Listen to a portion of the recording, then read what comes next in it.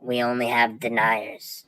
The sudden shift from the edge of the Sagittarius arm to the Orion arm, many light years away, and no science news ever saying anything about Earth not being located where it was always thought to be. I keep pointing out everybody is Mandela affected. There are no exceptions. Everybody's going through it. Some people will fight tooth and nail to deny it. The Mandela effect's real. You people need to stop denying it. No such thing as the unaffected. We only have deniers.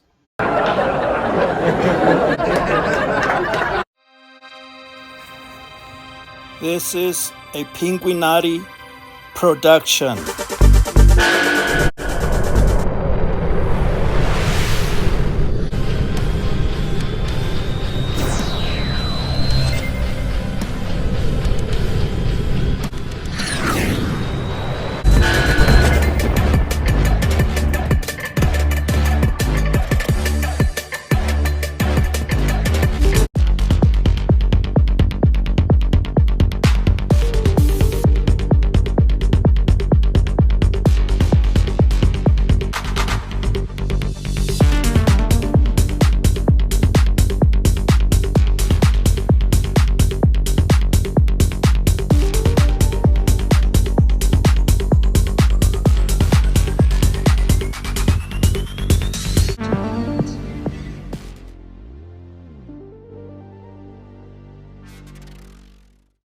The sudden shift from the edge of the Sagittarius arm to the Orion arm, many light years away, and no science news ever saying anything about Earth not being located where it was always thought to be.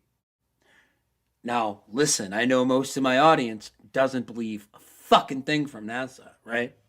Most of us. You don't need to. This is still a fucking Mandela effect because the information has changed from what it was. So whether our location was really that or not, at the very least, the physical information that described the orientation of where we were, whether you believe that or not, okay? You know my take. I don't believe anything they say. And, but the information has changed. And there is evidence of that from some sources that should really know. In fact, I've shown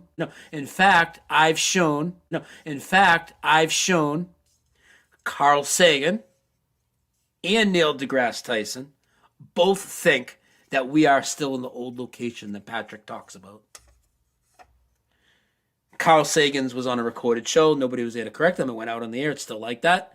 Neil deGrasse got corrected live on the air. I have clips of both of it. I've shown it. We've shown all this stuff. But yet some people don't think it's fascinating. All right. He talks about personal changes and things like that. Okay, Paul. String theory takes you before the Big Bang, before Genesis itself. And what does string theory say? It says that there is a multiverse of universes. Welcome back to Star Talk from Manhattan, New York City, North America, Western Hemisphere, Earth, Solar System, Sagittarius arm, Milky Way galaxy, Sagittarius arm, Milky Way galaxy, Solar System, Sagittarius arm.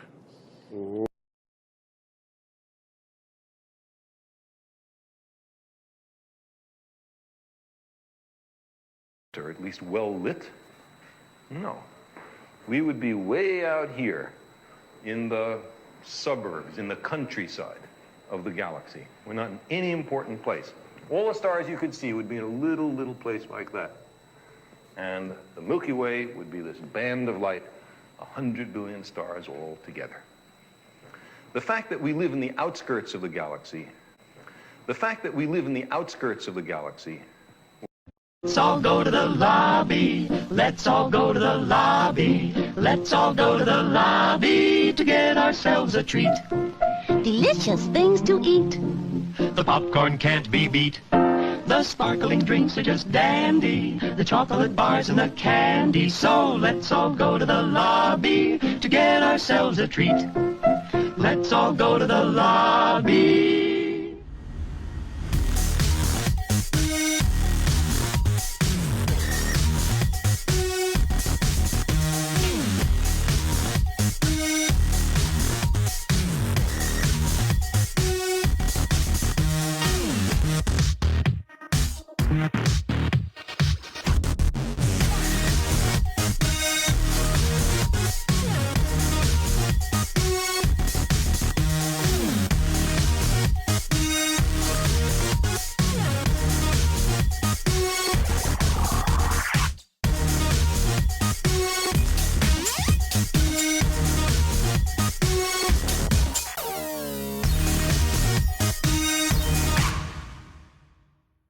So the multiverse is not just some invention out of the ether.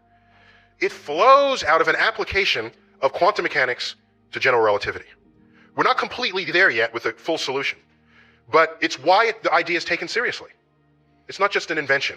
By quantum mechanics, you don't understand it. He was right about that. But many scientists believe there are universes that exist, and in those infinite universes, there are infinite versions of you. This is called the many worlds theory. The universe branches off into another parallel universe. Since there are an infinite number of these universes, they're all out there. But nobody thought those realities could interact with each other. Until 2014, scientists proposed a theory based off many worlds called many interacting worlds. This theory says that not only do infinite parallel universes exist, but they can and do interact with each other. When you mention parallel universes, the eyes sort of roll up and you giggle and you say to yourself, this is just silly, this is nuts. However, things have changed now. The paradigm has shifted. The multiverse idea, once thought to be so crazy it only belonged on evening night television, has now become the dominant theory in cosmology. It's unavoidable. You cannot avoid the theory of the multiverse. Maps and the globes and everything that's been in your house for decades, because that's what we have. If you look at a map or a globe in your house, you're going to find that South America is indeed where I say, and Cuba is another big part of it. Cuba used to be a tiny island for me to the southeast of Florida. Now Cuba has gotten so big, it's about the size of Florida, just on its side, and it's actually drifted so far west that it's getting closer and closer to Mexico. So when I saw that completely blew my mind along. But I'm talking about, well, how did it actually move the landmasses? How did it change the maps and the globes and everything that's been in your house for decades?